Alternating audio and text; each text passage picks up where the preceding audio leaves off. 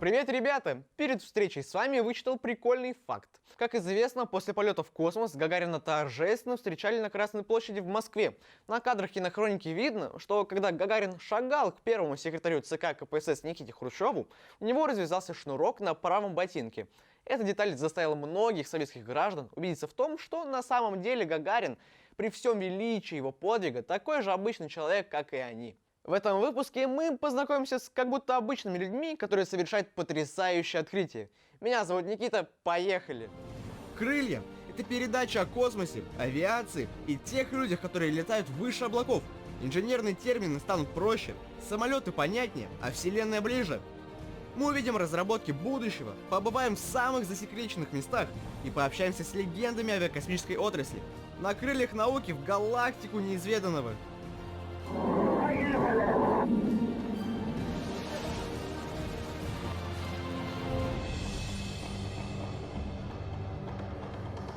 Аэропорт или аэродром? Что из этого есть в Уфе? В чем разница? Аэропорт – это комплекс сооружений, в это понятие входят зал ожидания, грузовые терминалы, автомобильная парковка, ну и все-все, что имеет отношение к перелетам пассажиров. Аэродром же это земельный или водный участок, который имеет воздушное пространство. Каждый аэропорт имеет свой аэродром, но не каждый аэродром имеет свой аэропорт. Я вас там не запутал?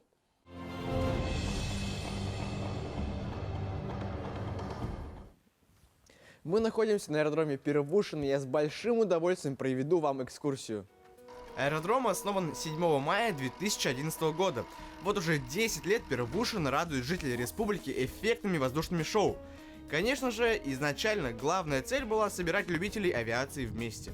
Все эти 10 лет, во-первых, там занимаемся подготовкой кадетов. Кадет от Уфимской школы-интерната с первоначальной летной подготовкой. Ну и вот последние 3 года очень активно выигрываем гранты для организации школьных детских экскурсий. И вот такими наглядными моделями можно посмотреть историю авиации, ну не только нашей страны, но вообще как бы мировую историю. Сергей Минигулов, генеральный директор аэродрома и весьма незаурядная личность. Он потомственный авиатор, спортсмен и начинающий актер. Несмотря на свою солидную должность, Сергей из тех руководителей, которые не боятся работы, причем в любой. Вот, даже дорожку перед ангаром очистить от снега для него не составляет труда. С одной стороны, процесс уборки снега никак не связан с аэродинамикой. Но поддерживать аэродром в чистоте и порядке важно, особенно если с погодой не повезло. Кстати, о погоде. Так как накануне был сильный снегопад, и в день съемок, как вы видите, нелетная погода, подняться в небо мне так и не удалось. Ребят, для меня это, можно сказать, исторический момент. Я первый раз сажусь в настоящий самолет. Это самый новенький самолет на аэродроме Первушина. Принадлежит курсанту, который отучился на пилота. За 1,5 года работы летной школы выпустилось 39 человек. Из них 20 купили самолеты, а 2 человека построили аэродром. Вот это я понимаю, вклад в малую авиацию страны. Кстати, по России всего 15 таких аэродромов. Представляете весь масштаб? Но вас наверняка интересует, сколько нужно денег, чтобы купить такой небольшой самолет. Этот красавец стоит 6 миллионов рублей. Есть машины и подороже. А вообще, на аэродроме Первушина обитает 27 самолетов и 1 кот. Это Вася, он же Борис, он же пилот. Его здесь очень любят и, как вы могли заметить, неплохо кормят. Василий, наверное, мог бы в красках рассказать и показать свои барские владения, но ему это не нужно, и у него лапки. Как же я люблю свою профессию журналиста. Где бы я мог еще побывать в самолете? Но долго сидеть мне не удалось, так как работа не ждет. Давайте познакомлю вас с Сергеем Дмитриевичем. Именно с его самолета началась история аэродрома Первушина. Самолет этот, он, с одной стороны, как бы, ну, будем говорить, легендарный, что ли. Его очень много сделано. Это самолет производства города Харьков. Вот. Он прошел многие этапы развития, довольно-таки надежный, очень прост в обслуживании, очень прост в эксплуатации, неприхотлив к ошибкам, будем так говорить, пилота, или не к ошибкам, потому что ошибку нельзя пилота допускать.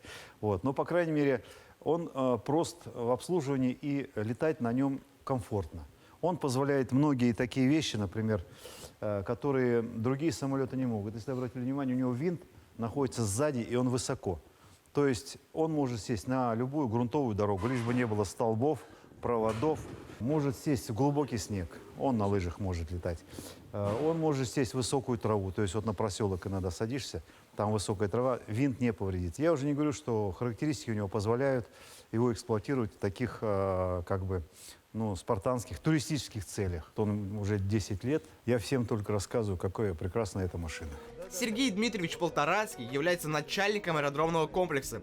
Также он пилот, инструктор, а еще помогает прыгать с парашютом. В общем, подполковник в отставке не теряет время зря. Чтобы сесть за штурвал самолета, нужно учиться от 2 до 6 месяцев.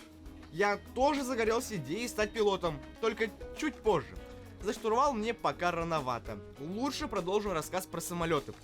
Здесь, в Первушино, не только летают на самолетах, но и собирают их. Причем самые настоящие. Вот уже 3-й. Чем он, будем так говорить, выдающейся является конструкцией, это то, что этот самолет спроектирован, рассчитан и строится руками, будем так говорить, нашего главного конструктора, который мечтает сделать самолет весом до 115 килограмм. Это позволяет, в некоторых вопросах уходить от тех трудностей, которые имеет сейчас сверхлегкая авиация, будем так говорить, в оформлении, регистрации и так далее. Анатолий Александрович Прокофьев, он уже сделал 2 самолета, на них сам же и летал. Это у него уже 3-й, тот, который он своими руками, будем говорить, делал. То есть нет ничего невозможного. Есть мечта, есть желание, и он делает. Но, естественно, мы помогаем, кто чем может. Я уверен, что в скором будущем эта конструкция превратится в самолет и взлетит в воздух радовать нас в небе. Кстати, на аэродроме Первушино очень часто устраивают такие представления. Если машины стоят в гараже, то самолеты в ангаре.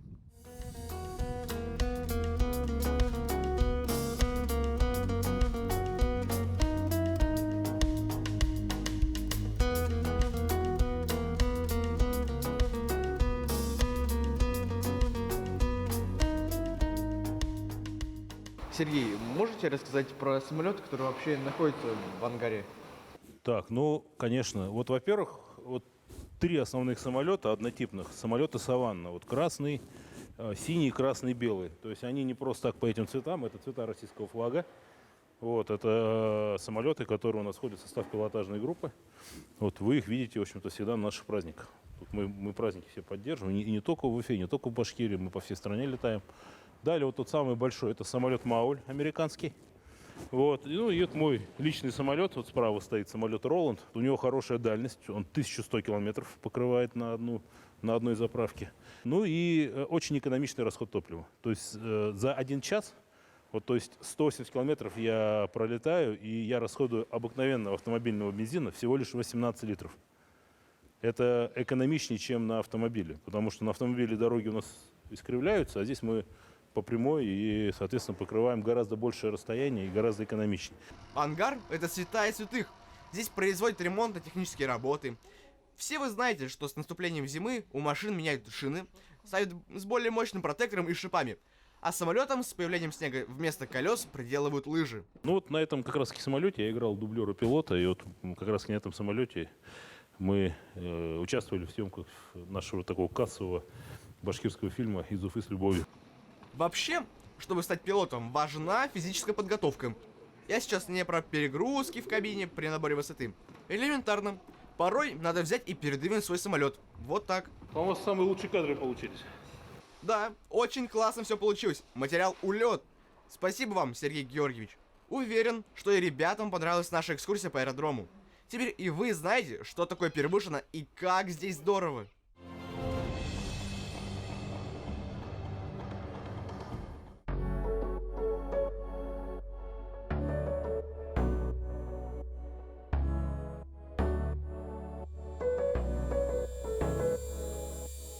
У нас в Звездном городке работают ученые и медики из Башкирии. И как-то я с ними познакомился. Они пригласили меня в гости. Я привез мед в Звездный городок. И мы что-то поговорили. Я говорю, а мед в космос летает? Они, нет, космонавты не питаются. Я говорю, а почему бы не попробовать? Они говорят, это очень сложно. Через некоторое время они опять пригласили, я привез мед, мы встретились с руководством, попробовали космонавты и оценили наш мед 8-9 баллов. И с тех пор, значит, это как дополнительное питание начали космонавты заказывать. Небольшое количество, но все равно уже за почти 20 лет достаточно много этого меда улетело в космос.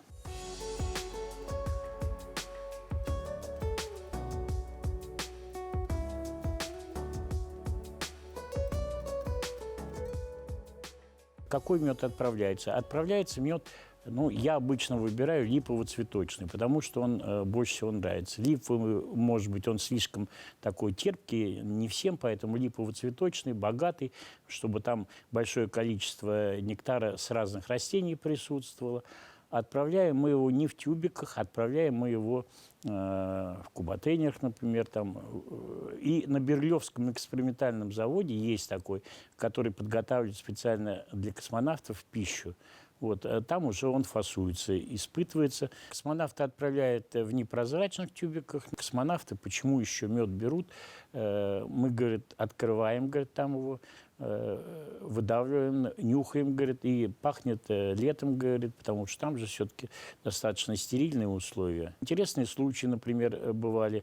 И когда я приезжал как-то в Звездный городок, встретился с американскими астронавтами. И одна из астронавтов пожаловалась: ваши, говорит, космонавты, говорит, если мед нам дают, говорит, нам очень нравится, говорит, они все бартером. Дадут нам мед, значит, а вы нам что дадите? Нам приходится тоже что-нибудь вкусненькое давать, говорит, им.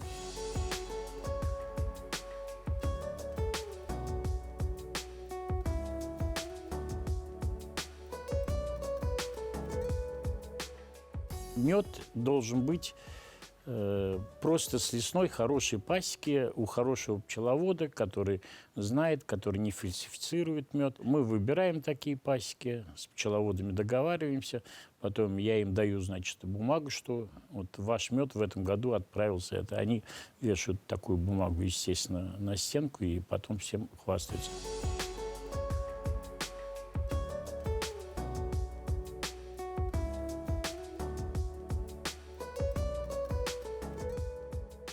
Наш башкирский мед отличается от других.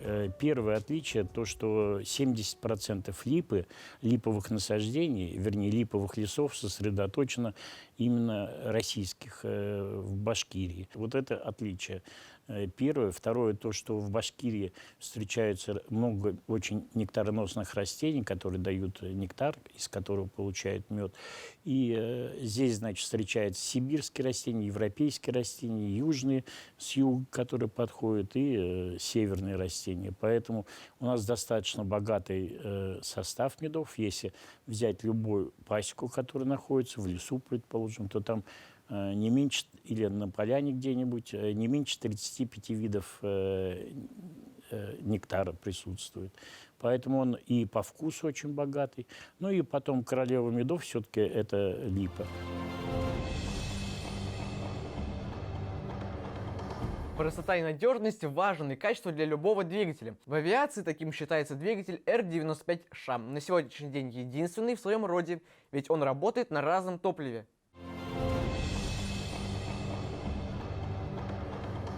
Двигатель создавался для необычного самолета. Такого самолета у нас в то время до этого не было. Это штурмовик Су-25, который создан был в конструкторском бюро Сухого, а в качестве силовой установки для штурмовика был вот и разработан двигатель Р-95Ш. Двигатель Р-95Ш использовался для самолета Су-25, который хорошо себя показал в Афганистане.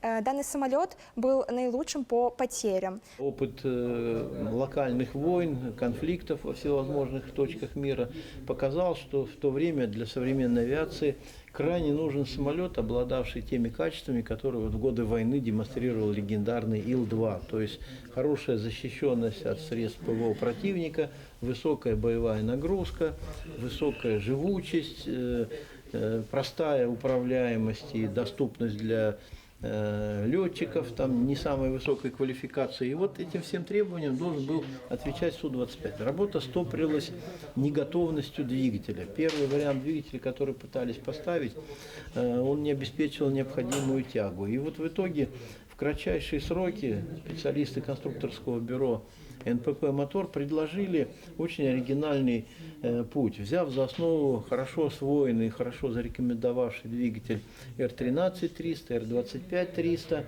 фактически, изменив конструкцию, удалив камеру сгорания и отказавшись от регулируемого реактивного сопла, остановившись на нерегулируемом реактивном сопле, получился вот такой меньшей размерности двигатель, меньшей тяги, естественно, потому что у него форсажной камеры сгорания не было, но обладавший всеми необходимыми качествами, которые задавали и требовали создатели самолета. Среди всех самолетов, которые применялись в Афганистане, как раз очень высокоэффективным продемонстрировал себя Су-25. Этот самолет лучше всего может сохранить жизнь летчику. Были случаи, когда самолеты возвращались даже после прямого попадания в двигатель ракеты системы «Стингер». Данный самолет не показал бы себя с такой хорошей стороны, если бы у него не было такого качественного двигателя, который изготовили у нас в Башкортостане. Более того, он стал основой для дальнейшего развития. Вслед за двигателем Р-95Ш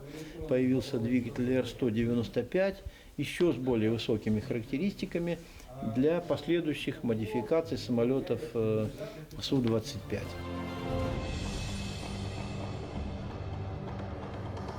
Мы на аэродроме Раменское летно-испытательного института имени Михаила Троицкого. Каждые 2 года здесь собирается крупнейшая выставка авиатехники в Восточной Европе. Международный авиационный космический салон МАКС.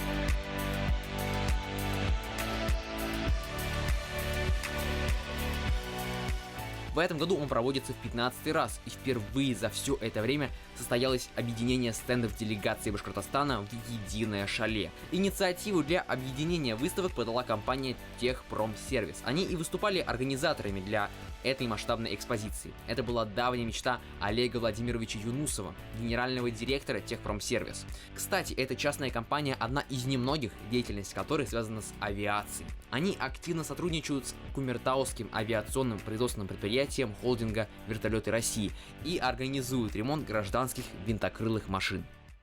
Наша компания «Техпромсервис» учреждена в Уфе в 2000 году. С 2005 года мы занимаемся авиационной техникой, в том числе поставка вертолетов К-32Т и поставка авиационного технического имущества для данных вертолетов для поддержания летной годности. Перспективными проектами компании является создание ремонтного предприятия вертолетов К-26 в городе Кумертау и развитие аэродрома Забельский, который мы развиваем совместно с ДОСААФ России. Компания «Техпромсервис» является соучредителем нашего аэроклуба уфимского, ДОСААФ России. Планируем ремонт самолетов и в ближайшее время начнем прыгать с парашютом, заниматься уставной деятельностью, которой занимается ДОСААФ России. У нас вот проект, который по созданию авиаремонтного предприятия в Кумертау. Это наш перспективный проект, потому что мы хотим возобновить серийный ремонт вертолетов К-26, советских вертолетов, которые себя зарекомендовали, но, к сожалению, которые был прекращен выпуск в 1985 году. Сейчас ремонтов в России никто не производит. Вот наша амбициозная задача и цель – это возобновить это перспективное направление по легким вертолетам, которые могут выполнять и авиахимические работы для нашей республики, для всего Приволжского региона, так и выполнять пассажирские перевозки, потому что это вертолет выше классом, чем Робинсон, например, который там перевозит 2 человек, у нас до 6 пассажиров он может перевозить. Самые инновационные технологии в области авиации и аэрокосмонавтики сосредоточены здесь. Благодаря компании Техпромсервис все достижения нашей республики рядом. Сразу видно и понятно, чем богат наш Башкортостан. Край меда, курая и авиационных двигателей.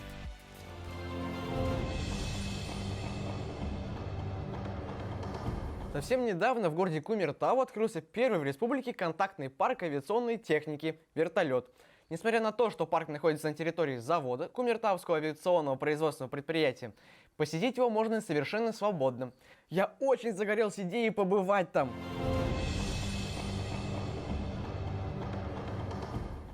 Мы в Кумертау. Здесь находится первый и единственный в республике контактный парк авиационной техники «Вертолет». Открылся он в 2017 году. Находится на территории завода Кумертауского авиационного производственного предприятия холдинга «Вертолеты России». Несмотря на то, что на производство самих вертолетов не бывает экскурсий, посетить сам парк можно совершенно свободно. Пока в музее-парке есть 5 экспонатов. 3 вертолета К-26, самолеты Як-40 и даже беспилотник Ту-141, который в обстановке строжайшей секретности тоже выпускался в Кумертау. Всю технику, которая есть в парке, можно потрогать руками. Эти вертолеты уже вышли из эксплуатации, и попасть внутрь них нельзя, потому что, это музейный экспонат. Но, тем не менее, парк интересен. Он вдохновляет на освоение инженерной специальности. Может, да ну эту журналистику, поступлю в технический вуз и буду обучаться авиационному и вертолетному делу. Вертолеты по назначению делят на несколько типов. Гражданские, военные и специального назначения. За моей спиной К-32. Это поисково-спасательный вертолет. Его используют для операций МЧС. А это К-26, легендарный вертолет, который установил 5 мировых рекордов. Этот летательный аппарат сошел с конвейера в 1977 году. Такие винтокрылые машины поставлялись в Румынию, Болгарию и Венгрию, помогали при опылении полей во время сельскохозяйственных работ.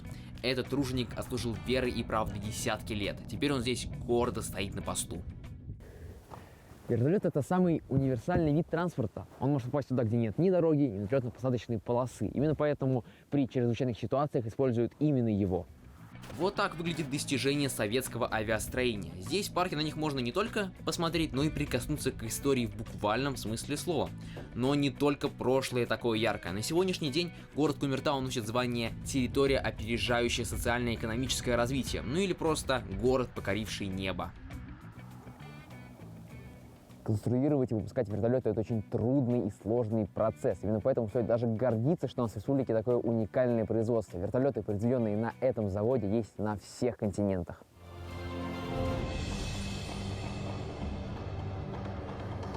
Из чего состоит двигатель? Можете назвать детали? Если честно, для меня это тоже пока очень сложно. Поэтому предлагаю набираться знаний в этом направлении вместе с Сергеем Ивановичем.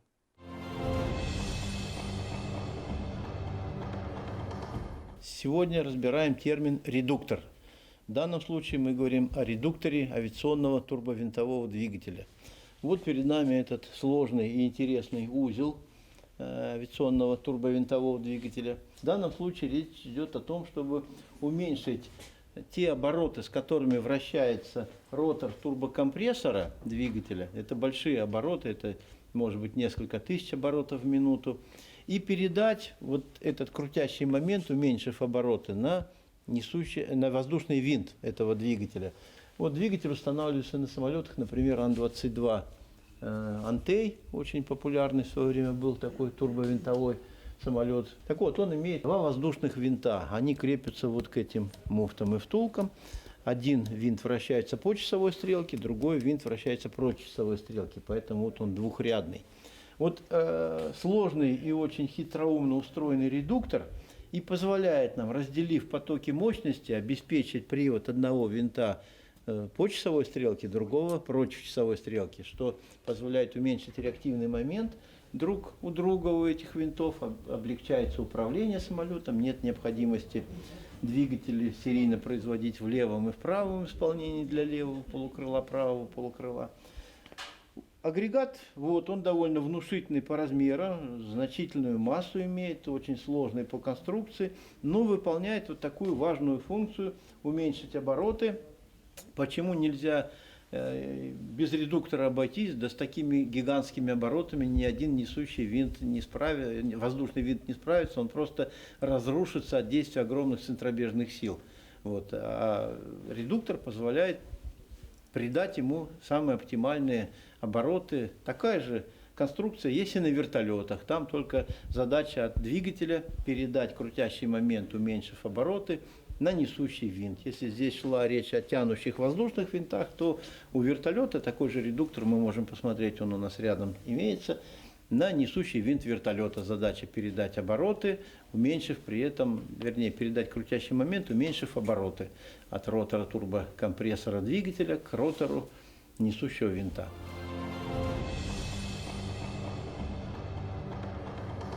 Ну что, ребята, столько всего узнали?